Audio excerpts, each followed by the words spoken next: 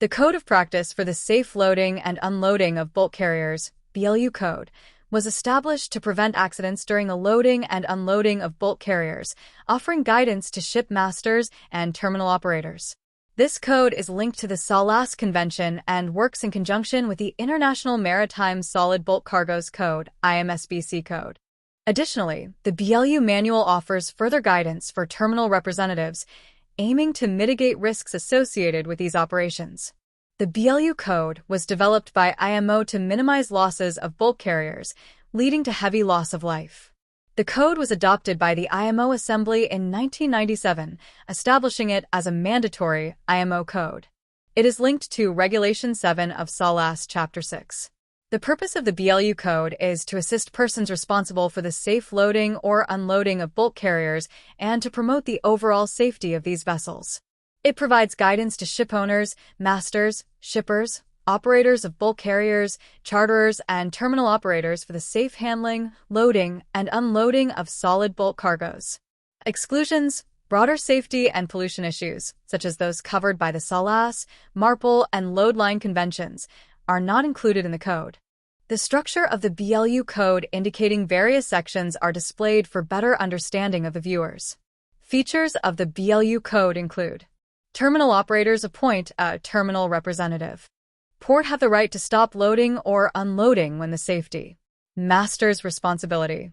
Ensuring the ship/shore safety checklist is completed in consultation with the terminal. Monitoring cargo and ballast water to prevent overstressing the ship structure.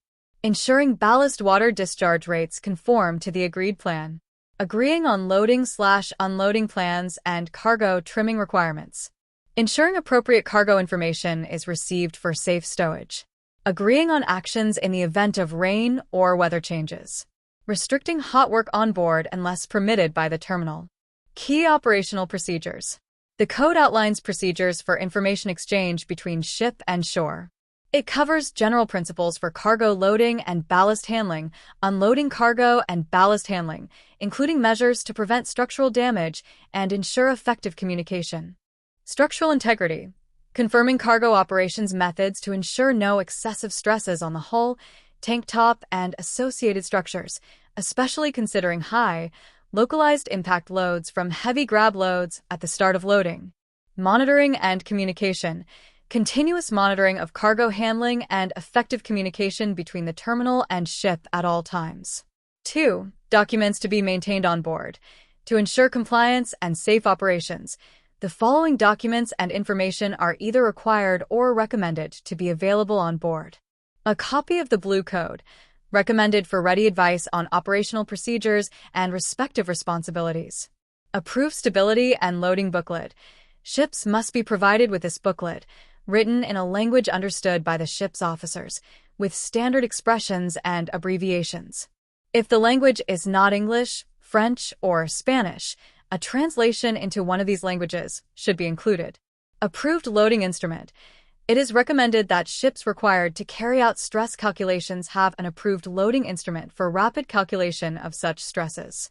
Loading or unloading plan. Appendix to this plan details the cargo quantity, stowage by hatches, loading order, and quantity per pour must be prepared and agreed upon, and terminal representative. It should be signed by both parties, and a copy should be kept by the ship and terminal for 6 months. A copy must also be lodged with the appropriate authority of the port state. Ship/shore safety checklist. Appendix 3. This checklist, designed to improve working relationships and operational safety, must be completed jointly by the master and terminal manager, or their representatives, before cargo operations commence. Cargo information form. Appendix 5. The master should receive details of the cargo's nature from the shipper, as required by SOLAS Chapter VI, 1974, as amended. This includes information like grade, particle size, quantity, stowage factor, moisture content, and chemical properties if hazardous. Port and terminal information books. Appendix 1. Terminal operators and port authorities should publish these books containing site-specific requirements. Document of compliance. For ships carrying solid dangerous goods in bulk, an appropriate valid statutory certification, including the document of compliance, is required. Thank you for watching the video.